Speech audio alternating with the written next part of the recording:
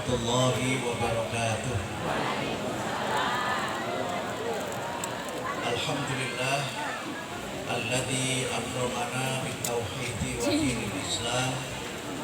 Wassalatu wassalamu ala Muhammadin khairil anam wa ala alihi wa sahbihi wa man tabi'ahum bi istiqamati ila yaumil qiyamah. Amma ba'd. وقال الله تعالى في القرآن الكريم أعوذ بالله من الشيطان الرجيم كنتم خير أمة أخرجت للناس تأمرون بالمعروف وتنهون عن المنكر وتؤمنون بالله ولو آمن أهل الكتاب لكان خيرا لهم منهم المؤمنون وأكثرهم الفاسقون صدق الله العظيم. Yang terhormat Bupati Kabupaten Serang yang dalam hal ini diwakili oleh Al Mukarram Bapak Kiai Haji Febrianto, Pak Kiai yang luar biasa keren, ganteng ya Bu. Alhamdulillah berkenan hadir pada kesempatan ini. Yang kami hormati pimpinan wilayah Muhammadiyah Banten, ada sahabat saya seperjuangan Bapak Dr. Ahmad Amarullah, ada Pak Nur Khairuddin, dan juga tokoh-tokoh lain hadir pada kesempatan ini. Mohon maaf agak lengkap ini dari BWM Banten, ibu dari BW Aisyah Banten juga lengkap. Para tamu undangan bersama kita hadir Ketua DPRD Kabupaten Serang, Bapak Haji Bahrul Ulum, yang tidak hanya ilmunya yang seperti samudra, tapi juga sawerannya juga seperti samudra dan luar biasa. Bapak-bapak para tamu undangan dari Ketua Majelis Ulama Indonesia, kemudian juga dari LDII, ibu-ibu dari Muslimat, saudara-saudara dari Fatayat, dan tentu saja Sohibul Hajah dan Sohibul Bait acara ini, Ketua Pimpinan Daerah Muhammadiyah Kabupaten Serang, Bapak Kiai Haji Mabrur. Ini orang yang paling populer terutama menjelang ibadah haji. Karena semua berharap dapat haji yang mabrur. Karena itu tolong disampaikan ke Ibu supaya sabar Pak, karena banyak yang mengharapkan Bapak.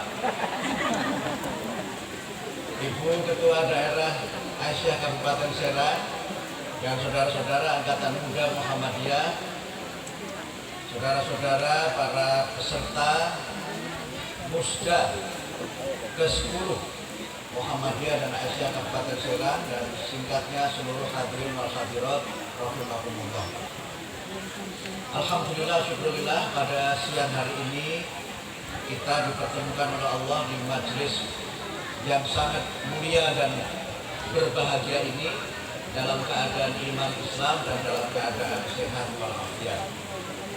Alhamdulillah suasananya hangat. Pak Kiai Haji Febrianto memang sengaja acaranya dibuat dengan penuh kehangatan, dan memang ini di ruang terbuka yang saya kira menunjukkan keterbukaan di Muhammadiyah. Kalau tadi tidak bersedia di hotel mungkin saja seperti itu, tapi mungkin saja ada orang Muhammadiyah yang tidak terbiasa di hotel. Ada yang malah bingung kalau di hotel itu. Dan memang betul yang disampaikan oleh Pak Haji Mabrur tadi, Kabupaten Serang termasuk yang sangat sering saya kunjungi. Saya ke Pontang saja sampai Pontang Panten. Kalau tidak salah 2 kali ya Pak Haji saya ke Pontang. Dan ada yang khas Pak Staf Ahli Bupati, kalau di Serang ini suguhan ikannya itu istimewa karena baru mati 1 kali. Jadi tadi saya disuguh udang itu masih seger, kalau di Jakarta sudah mati berkali-kali. Kalau di sini baru mati sekali, dan saya kira Pontang juga termasuk Kabupaten Serang ini adalah salah satu dari kekuatan Muhammadiyah di Banten yang melahirkan banyak kader-kader yang luar biasa. Saya perlu menyapa sama sebelumnya saja juga Bapak Dr. Nani Abdul Ghani yang baru saja terpilih menjadi Ketua Pimpinan Daerah Muhammadiyah Kota Serang. Ini juga sahabat seperjuangan Mbak. Beliau waktu saya di muktamar di Sukolilo itu yang menyembunyikan saya adalah Kang Nani sama Kang Ahmad Amarullah, karena yang kalah mau menyerang saya. Mana mukti gitu, dicari gitu. Saya ngumpet aja gitu. Tapi itu hanya bercanda saja, tidak serius, karena alhamdulillah semua permusyawaratan di Muhammadiyah berjalan dengan khidmat, berjalan dengan lancar. Bahkan kadang-kadang Pak Ketua DPRD, Pak Staf Ahli Bupati, kalau wartawan menghadiri acara-acara permusyawaratan di Muhammadiyah itu bingung. Karena mau mencari isu itu susah. Apalagi isu siapa ketua umum, siapa sekretaris umum itu susah. Karena memang kami memiliki tradisi yang alhamdulillah sangat terstruktur, sehingga di Muhammadiyah ini siapapun yang memimpin itu adalah pimpinan kita, dan kami juga mengikuti apa yang menjadi wisdom atau kebijaksanaan dari para tokoh kita. Pimpinan di Muhammadiyah itu adalah orang yang dimajukan selangkah, ditinggikan seranting. Jadi kita memang harus menghormati, tetapi tidak sampai kemudian muncul misalnya, mohon maaf, kalau ada permusyawaratan tertentu, terutama kalau di partai politik, mohon maaf Pak Baru, itu kan selalu ditanya NPWP, nomor piro, wani piro. Kalau di Muhammadiyah ini tidak terjadi seperti itu, karena memang dari sisi penampilannya tidak ada yang meyakinkan akan bagi-bagi nomor piro, wani piro itu. Karena itu sistem seperti ini yang menjadikan Muhammadiyah itu stabil, dan sistem seperti ini yang membuat Muhammadiyah itu alhamdulillah mencapai usia yang lebih dari 100 tahun. Karena itu izinkan saya pada kesempatan ini yang pertama menyampaikan selamat milad kepada Ibu-Ibu Aisyah. Sekarang milad ke-106 untuk Aisyah, kepemimpinan perempuan untuk mencerahkan peradaban. Juga selamat kepada Nasihatul Aisyah yang tahun ini juga memperingati milad ke-92. Aisyah 19 Mei, Nasihatul Aisyah 16 Mei. Dan saya kira milad Aisyah hari ini atau tahun ini itu istimewa. Saya dalam perjalanan ke sini tadi sambil sedikit berurai air mata mengikuti telekonferensi top scorer itu SEA Games timnas Indonesia itu, saudara Fajar itu dari Manokwari, itu adalah putri Aisyah Manokwari. Dia mencetak 5 gol untuk timnas Indonesia yang menyempurnakan kemenangan 5-2 itu. Dan berarti dari pemain timnas itu 4-nya itu dari Muhammadiyah. Izin Pak saya sampaikan, ini karena kami bergembira juga. Yang pertama itu dari saudara Fajar, top scorer. Kemudian kapten saudara Ridho, itu mahasiswa Universitas Muhammadiyah Surabaya.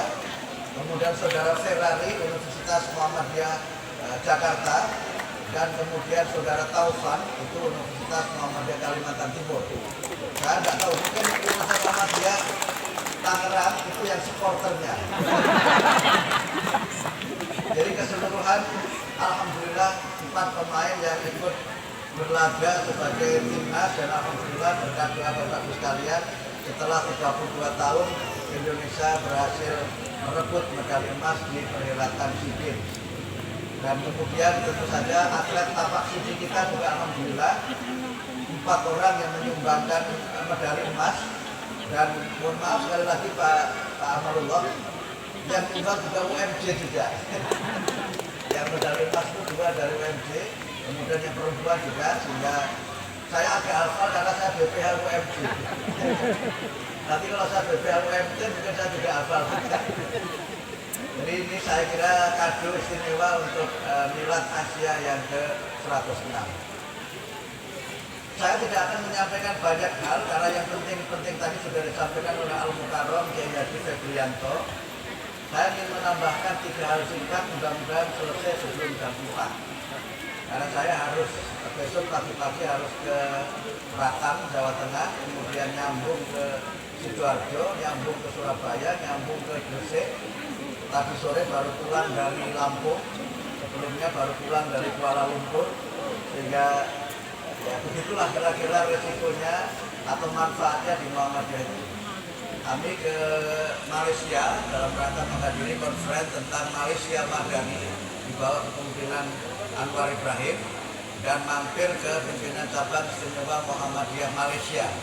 Saya sempat makan soto di situ, namanya Wasola, warung soto Lamongan. Kalau di NU kan Wasilah, jadi Muhammadiyah Wasola. Alhamdulillah rasanya enak, dan tidak jauh dari situ juga ada PAUD Aisyah yang alhamdulillah mahasiswanya juga terdiri dari putra-putri warga Muhammadiyah juga warga NU di Malaysia. Alhamdulillah Pak Staf Ahli Muhammadiyah dan NU di Malaysia kompak dan sering bekerja sama. Tahun lalu mereka bekerja sama menyelenggarakan khitanan masal. Tempat saya tanya, kalau kerjasama dengan NU urunannya bagaimana? Tempat saya tanya begitu.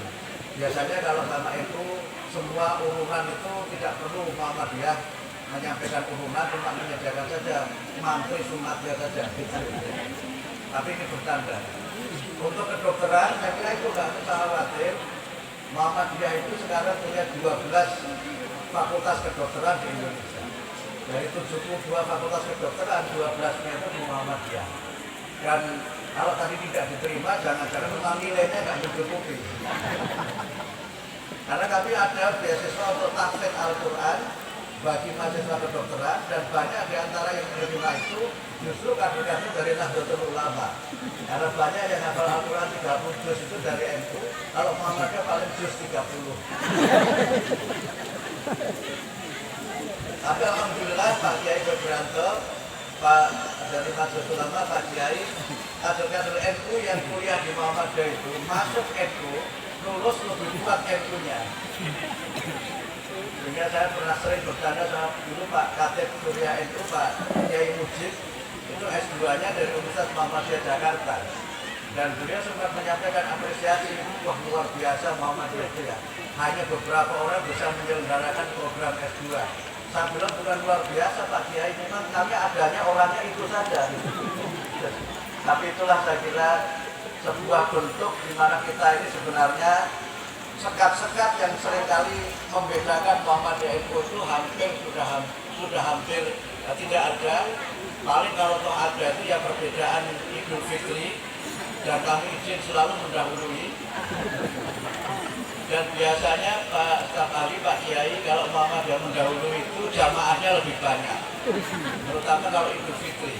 Alasannya apa? Supaya puasanya lebih singkat. Saya tadi malam pengajian silaturahim Idul Fitri di ranting saya itu ada informasi salah satu ranting di sebelah saya, Idul Fitri kemarin kota amalnya itu bisa lebih dari 130 juta untuk ukuran ranting. Karena memang banyak jamaah yang ternyata lebih memilih duluan, bukan yang ikut Muhammadiyah tapi ikut yang duluan. Seandainya NU duluan juga saya yakin Muhammadiyah juga akan lebih dulu. Tapi menunjukkan keagamaan, saya sebelum ke sini, sebelum ke Lampung kemarin Pak Staf Ahli, saya ke kampung halaman saya di Kudus, ada wisuda atau kalau di NU disebut dengan haflah akhir sana, saya datang karena itu adalah alma mater saya. Jadi saya itu alumni Madrasah Ibtidaiyah Nahdlatul Ulama. Yang datang Pak Wakil Menteri Agama yang NU, sehingga kami datang dan alhamdulillah tidak ada masalah, kami akrab-akrab saja. Karena kebetulan ketua NU-nya itu kakak saya yang alumni Aliyah Muhammadiyah. Jadi partner saya yang alumni NU dari Sektum, kakak saya alumni Muhammadiyah jadi ketua cabang NU. Jadi begitulah di Muhammadiyah dan di Indonesia ini luar biasa. Dan this is the uniqueness of Islam in Indonesia. Ini adalah keunikan Islam di Indonesia yang tidak ditemukan di negara yang lainnya. Jadi laisa maujud fi biladil akhar, nggak ada di negara yang lain. Sehingga ketika saya cerita, saya baru saja kemarin di kampung juga sempat wawancara dengan The Economist, sebuah majalah berbahasa Inggris yang terbit dari Inggris itu, ditanya mengenai Muhammadiyah NU dan mereka bingung juga. Bagaimana kok ada ormas yang mendirikan sekolah, ormas mendirikan rumah sakit, ormas mendirikan panti asuhan. Itu tidak ada di negara muslim yang lain. Semua kan negara yang mengurusi. Masjid itu yang bangun negara, khotibnya juga yang bangun negara. Bahkan ketika saya di Malaysia, saya sempat sholat Jumat di Masjid Raya di Selangor itu, saya dapat info bahwa khotibnya pun itu dibayar oleh negara dan naskah khotbahnya nggak boleh buat sendiri. Naskah khotbahnya semua resmi dari pemerintah. Nah, karena itu maka khutbahnya itu singkat, karena nggak ada berani improvisasi di luar teks yang disediakan pemerintah. Saya kira kalau itu dilakukan di sini, saya yakin tidak lagi. Karena banyak khotib yang kalau dibuatkan teks malah nggak mau itu, karena nggak bisa berimprovisasi. Tapi itu hal Malaysia, semua negara. Kalau di sini hampir semua yang menyelenggarakan adalah ormas. Data Kementerian Agama menyebutkan 91% madrasah itu swasta. Dan kalau kita buat persentase, mungkin 90% madrasah swasta itu Nahdlatul Ulama. Jadi negara itu juga nggak modal apa-apa. Banyak hal di negeri ini diselesaikan oleh ormas, khususnya Muhammadiyah dan Nahdlatul Ulama. Karena itu senior saya Mas Jarianto Yasin Kelari pernah menulis artikel di Kompas. Judulnya itu Dua Sayap Indonesia, yaitu Muhammadiyah dan NU. Dua sayap burung Garuda itu. Karena kalau tidak ada dua sayap, burung itu nggak bisa terbang. Dua-duanya harus menetap. Walaupun tidak semua burung yang punya sayap bisa terbang. Nggak usah dipikir yang macam-macam. Inilah yang perlu kita bangun sehingga saya merasa berbahagia hadir di forum yang sangat penting ini, dihadiri tokoh-tokoh utama dan Nahdlatul Ulama. Dan insya Allah Pak Kiai, kami kemarin TikTok sama Gusipul, Sekjen PBNU, yang dulu waktu beliau ketua DP Ansor, saya ketua umum Pemuda Muhammadiyah, jadi satu angkatan, satu lenteng. Istilah psikologinya itu satu kohort. Jadi Pak Amarullah menyebutkan juga sama, beliau di Pemuda Banten, saya di Pemuda Jawa Tengah, kemudian saya di pusat, dan seterusnya. Ini kohort generasi yang memang tumbuh bersama-sama. Jadi sekarang banyak persoalan kalau ada ketegangan Muhammadiyah itu kita selesaikan dengan cara TikTok saja, antara Sekjen Muhammadiyah dengan Sekjen NU, masalahnya selesai. Insya Allah nanti hari Kamis depan kami bertemu, PP Muhammadiyah bersilaturahim ke PP Nahdlatul Ulama. Hanya santai-santai saja, makan-makan, ngobrol-ngobrol, tapi insya Allah akan halaman satu di media nasional itu. Karena yang ketemu adalah Muhammadiyah dan Nahdlatul Ulama. Karena itu maka kunci kita untuk rukun adalah silaturahim. Kunci kita untuk maju adalah kita terus bersatu. Dan inilah yang menjadi kunci kenapa kemudian Indonesia ini bisa terus bertahan sampai lebih dari 100 tahun. Dan Indonesia tetap memiliki posisi-posisi penting di berbagai level internasional maupun di level yang bersifat regional. Dalam kaitan dengan permusyawaratan di Muhammadiyah, Musda kali ini juga alhamdulillah saya pantau dari PWM semuanya berjalan lancar di Banten ini. Memang agak sedikit berbeda Pak Kiai, kalau Muhammadiyah itu serentak kita setelah muktamar itu musbil harus selesai. Jadi sebelum Ramadan kemarin semua musyawarah wilayah sudah harus selesai. Kemudian dalam waktu dekat ini, akhir Mei, semua musyawarah daerah harus sudah selesai. Kemudian nanti musyawarah cabang juga harus sudah selesai. Dan memang ini kami instruksikan supaya pelaksanaan program-program muktamar itu terimplementasi di level wilayah, level daerah, level cabang, dan level ranting. Memang kami agak rigid, agak kaku pada konteks ini. Kalau kawan-kawan saya di NU kan agak longgar. Saya sempat ketemu, baru saja pulang dari Jawa Timur, dari Surabaya minggu yang lalu. Ternyata setelah muktamar lebih dari 2 tahun itu, ternyata belum muslim. Jadi fleksibel NU itu. Dan itulah saya kira kelebihan NU, karena memang anggotanya banyak, jadi harus fleksibel. Muhammadiyah itu karena anggotanya sedikit, jadi memang harus agak tertib sedikit-sedikit. Menertibkannya mudah karena anggotanya sedikit. Tetapi poin yang saya sampaikan pada kesempatan ini, Musda itu tidak sekedar perhelatan untuk kita memilih pemimpin, tidak sekedar perhelatan untuk kita memilih siapa ketua, siapa sekretaris, dan kelengkapan pimpinan yang lain, tetapi merupakan forum di mana kita mengambil keputusan bersama-sama untuk menyukseskan keputusan-keputusan muktamar. Dan yang penting adalah bagaimana Muhammadiyah punya peran yang lebih besar dalam kehidupan keumatan dan kehidupan kebangsaan. Tema yang diambil oleh panitia ini adalah tema yang memang sejalan dengan tema muktamar. Dan semuanya berkomitmen bagaimana Musda itu tidak sekedar berorientasi internal Muhammadiyah, tapi juga harus menghadirkan kemanfaatan dan peran yang besar Muhammadiyah dalam pentas kehidupan keumatan dan kebangsaan. Dan inilah yang saya kira memang menjadi bagian dari bagaimana Muhammadiyah itu berusaha untuk lebih baik lagi. Tagline untuk program Muhammadiyah Muktamar 48 dan Asia itu adalah unggul dan berkemajuan. Kita ingin agar kita tidak sekedar menjadi umat yang banyak secara jumlah, tetapi sangat rendah secara kualitas. Kita diingatkan oleh Allah di dalam Al-Quran yang saya kira semua kita hafal di luar kepala. Kam min fi'atin qalilatin ghalabat fi'atan katsirah. Berapa banyak kelompok kecil yang mereka bisa mengalahkan kelompok yang besar. Karena itu maka Muhammadiyah tentu saja harus berusaha untuk bagaimana tidak hanya amal usaha Muhammadiyah yang berkembang, tidak hanya layanan-layanan sosial yang kita berikan itu bermanfaat bagi anggota, tetapi harus bermanfaat bagi sebesar-besar masyarakat secara keseluruhan. Problem kita sebagai bangsa sekarang ini adalah problem kualitas. Problem kualitas itu bisa kita lihat dari misalnya Human Development Index kita atau indeks pembangunan manusia kita itu memang juga masih rendah. Kita nomor sekian di Asia Tenggara, hanya satu level di bawah Timur Leste dan juga di bawah Kamboja. Kemudian dari sisi, mohon maaf, tadi Ibu Ketua Asia menyebut stunting. Indonesia termasuk sangat tinggi.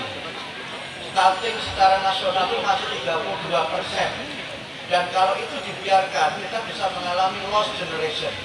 Kita bisa mengalami kehilangan generasi karena mereka bukanlah generasi yang unggul. Sementara Quran mengingatkan kita dalam bahasa yang sangat halus, wal yakhshal ladina law taraku min khalfihim dzurriyyatan dha'afan khafu 'alaihim falyattaqullah wal yaqulu qawlan sadida. Kita diingatkan oleh Al-Quran agar jangan kita meninggalkan generasi yang lemah. Maknanya, mafhum mukhalafahnya, kita harus meninggalkan generasi yang kuat. Sehingga hadis Nabi menjelaskan al-mu'minul qawiyyu khairun wa ahabbu ilallah minal mu'minin ad-dha'if. Orang mukmin yang kuat itu lebih disukai dan lebih baik di mata Allah dibandingkan dengan orang mukmin yang lemah. Inilah yang saya kira menjadi concern kita bersama-sama. Sehingga karena itu saya memberikan apresiasi kepada ibu-ibu Aisyah dan saudara-saudara Nasihatul Aisyah yang selama ini telah bekerja keras untuk berpartisipasi menurunkan angka stunting, termasuk juga menurunkan angka kematian ibu melahirkan dan angka kematian balita. Angka kita juga masih sangat tinggi, angka kematian ibu masih sangat tinggi.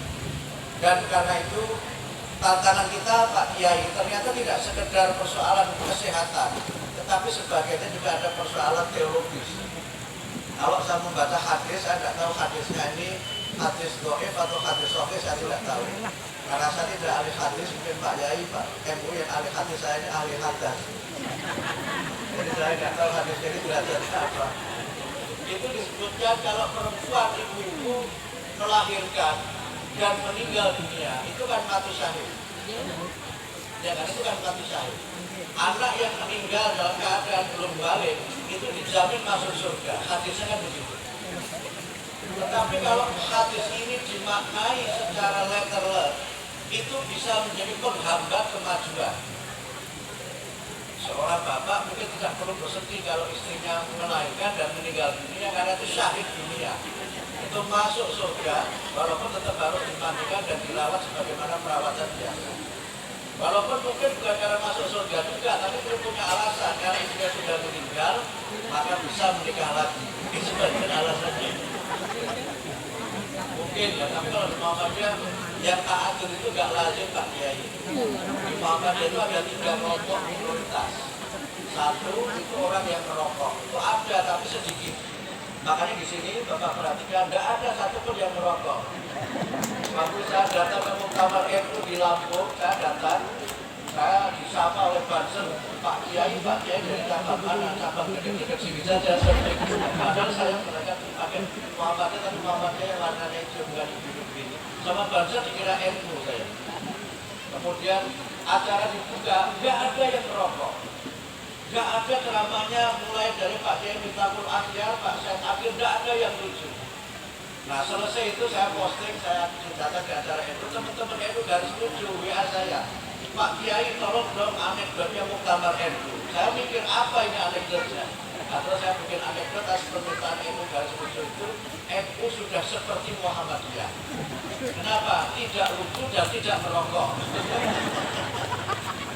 Ini kalau acara begini di acara NU itu sudah full asap itu, melewati kereta api itu. Tapi di sini nggak ada merokok sama sekali. Jadi mohon maaf Pak Kiai kalau terpaksa harus menahan diri untuk tidak merokok.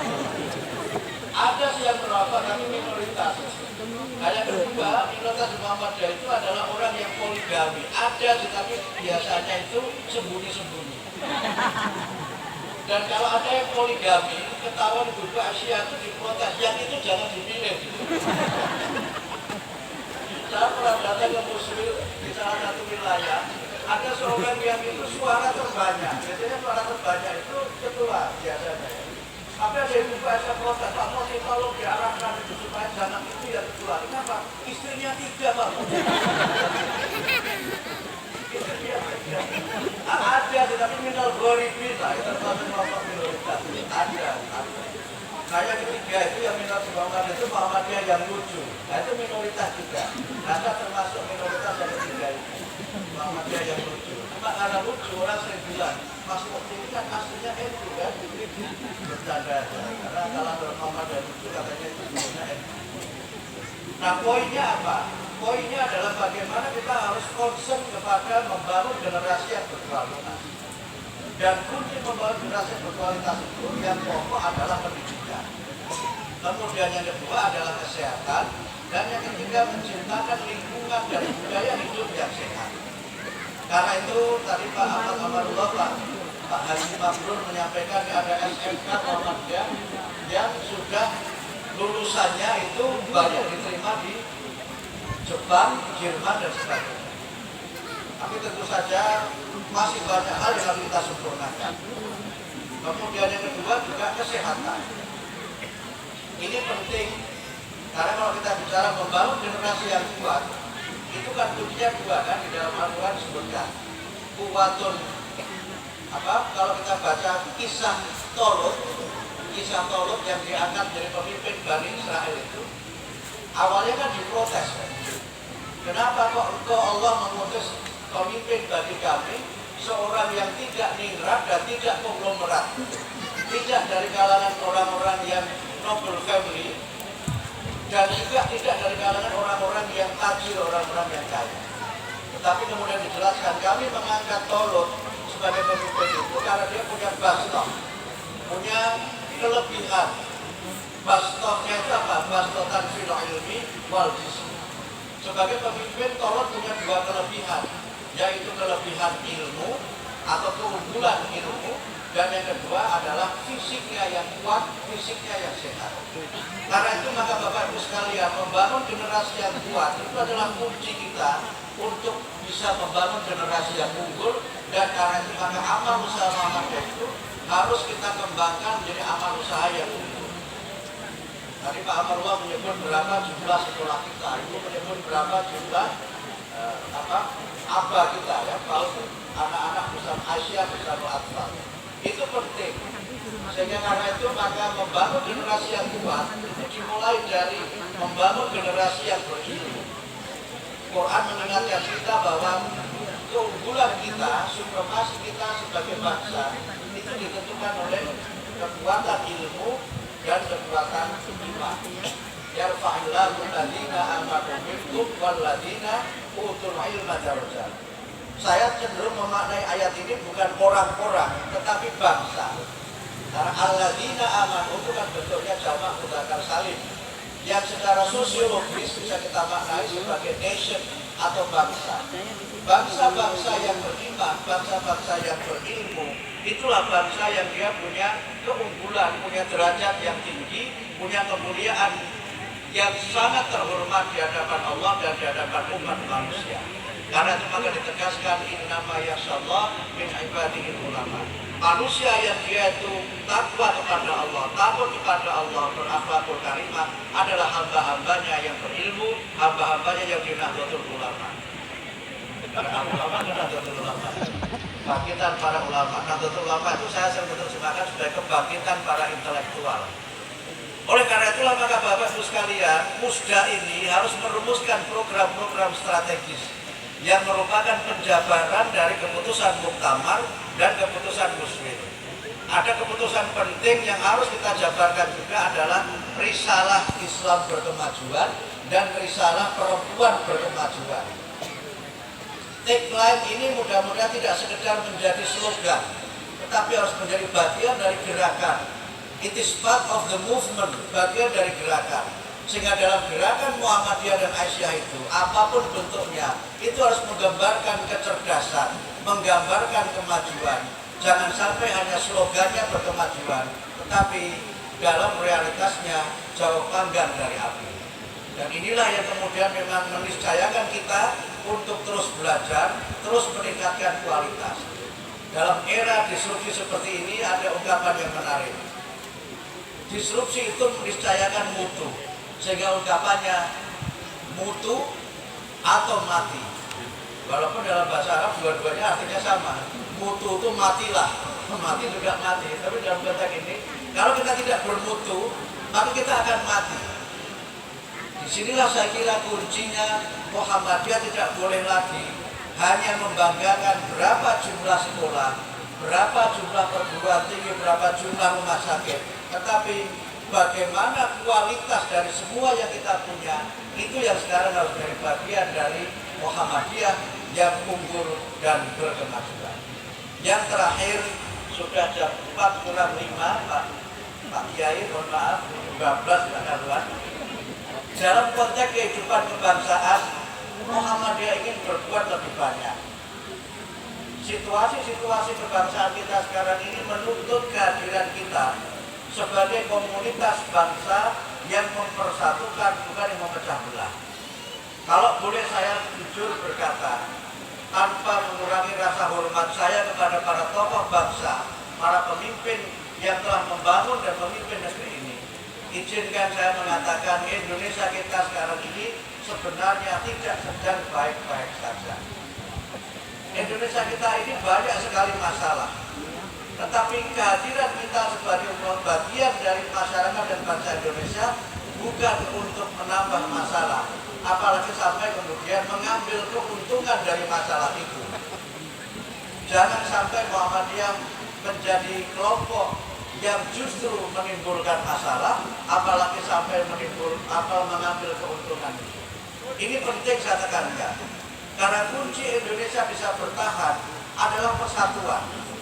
Dan kadang-kadang persatuan itu semakin susah kita wujudkan. Karena memang ada beberapa kondisi yang kalau tidak kita sikapi dengan arif, itu bisa menjadi sumber provokasi. Angka Gini rasio kesenjangan ekonomi Indonesia itu sekarang masih cukup tinggi. Ini harus kita akui. Kesenjangan antar kawasan di Indonesia itu masih sangat kasat mata. Pak Bupati tadi saya kesini itu bahagia sekali, karena saya merasa seperti sedang mengikuti acara petualangan si bola. Dari jalan tol, saya melewati jalur yang masih ada orang mandi di sungai. Itu tidak saya temukan itu. Kadang-kadang saya rindu situasi seperti itu. Seandainya agak buru-buru, saya minta sopirnya berhenti dan saya ikut mandi juga supaya viral gitu. Kemarin saya di Lampung Tengah, saya cerita, saya sampaikan di forum itu Pak Bupati, Pak Ustaz Ali. Saya sampaikan, saya doakan semoga semua jalan yang ada di Lampung ini sudah terselesaikan pembangunannya. Saya disurakin sama yang hadir itu, gitu. Ya kenapa? Ya memang semua jalan, hampir semua jalan di Lampung itu rusak. Tapi kalau di Serang ini sepertinya semuanya baik. Alhamdulillah. Jadi poin saya Pak Staf Ahli, walaupun saya menyusuri pinggir sungai, tetapi jalannya itu dicor dan lancar luar biasa. Ini saya kira satu bentuk dimana pembangunan sudah merata. Tapi ini Pulau Jawa. Cobalah bandingkan Jawa dengan luar Jawa. Kesenjangan antar kawasan di NKRI ini itu masih luar biasa. Ekonomi Indonesia itu 65% itu masih di Pulau Jawa. Dan sekitar 50% lebih itu ada di Jakarta. Jadi walaupun ada kabar ibu kota akan dipindah ke Kalimantan Timur, orang tetap saja berusaha untuk ke Jakarta, berbisnis di Jakarta, berdagang di Jakarta. Bahkan jalan tol juga makin banyak dibangun di Jakarta. Itu artinya apa? Pindah ibu kota pindah saja, tapi duit tetap ada di Jakarta. Itu saya kira realitas yang harus kita pahami. Gak ada masalah waktu kami ketemu Pak Jokowi, kami sampaikan pindah ibu kota itu biasa Pak Presiden. Bukan sesuatu yang khariqul ada, bukan sesuatu yang menyimpang dari kelaziman, sesuatu yang biasa saja. Tapi tolong disiapkan yang sebaik-baiknya. Sehingga saya bayangkan seandainya nanti ibu kota pindah, mungkin Indonesia itu bisa seperti Afrika Selatan, yang pusatnya itu ada di kalau ibu kotanya kan Johannesburg. Nah, pusatnya itu ada di kawasan yang itu peninggalan Inggris, yang di situ ada makamnya Syekh Yusuf di Cape Town. Jadi kalau Bapak itu ke Cape Town itu suasananya seperti Inggris. Tetapi kalau di Johannesburg ibu kotanya ya suasananya seperti Johannesburg, Afrika yang hitam dan ada kelam. Tapi tidak apa-apa, tidak masalah. Nah, dalam konteks ini memang masalah kesenjangan tidak bisa kita abaikan. Yang kedua, kesenjangan antar kelompok. Sering orang bicara 9 naga. Saya sempat bertanya, kok naganya nggak pernah bertambah, nggak pernah berkurang. Dan kadang-kadang saya mohon maaf, saya ketemu beberapa orang ya. Naga-naga itu juga, itu yang banyak membantu merumas juga. Dan kadang-kadang kita itu seperti paradoks. Di satu sisi kita mengatakan waspadai 9 naga, tapi di sisi lain bantuan 9 naga juga tidak pernah kita tolak. Ini karena itu menurut saya model-model kita ingin membangun kemajuan dengan cara membangun sentimen itu tidak perlu dan tidak boleh kita lakukan. Saya setuju dengan apa yang dirumuskan oleh Pak Yusuf Kala. Kalau kita ingin itu maju, maka caranya jangan yang di atas diturunkan, tetapi yang di atas biar di atas, yang di bawah dinaikkan, sehingga gap-nya itu akan semakin tipis. Bukan pakai filosofi, mohon maaf dalam bahasa Jawa itu mau gobotomo, semuanya mati semua, itu tidak boleh. Tidak boleh pakai filosofi zero sum game. Untuk supaya adil, semuanya harus rata. Enggak begitu. Untuk supaya maju, yang di atas biar tetap di atas, yang di bawah ini kita tingkatkan kualitasnya. Dan inilah yang menurut saya perlu kita lakukan agar kesenjangan itu tidak semakin menganga. Kalau kesenjangan itu menganga, maka seperti rumput kering itu akan mudah sekali terbakar. Kemudian yang harus kita waspadai bersama dan kita siapkan adalah perhelatan politik 2024. Ini ada Bapak Ketua DPRD dari Partai Golkar. Alhamdulillah Muhammadiyah ikut mendirikan Golkar Pak.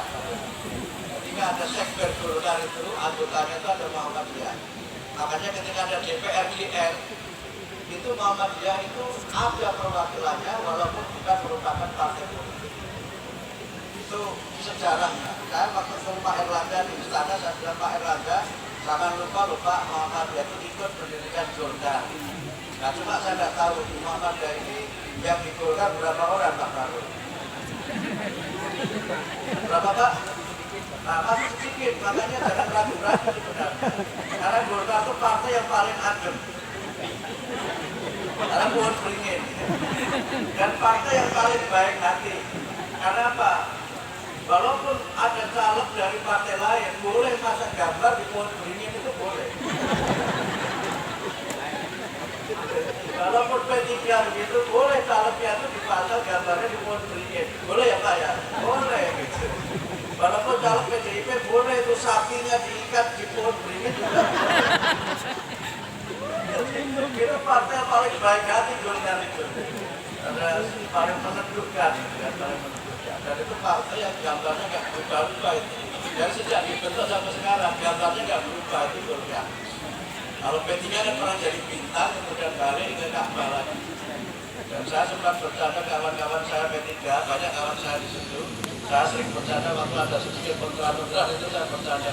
Bapak ini gimana sih? Bapak ini kan partai yang paling kompak. Kok bisa Mas Moti? Bapak itu partai yang semua hurufnya itu P. PPP, semuanya P. Jadi harusnya kompak. Kalau PKB kan P, K, dan P. Kalau juga P, A, N. Ini P3 itu semuanya P. Jadi harusnya nggak boleh ada perpecahan di partai Bapak.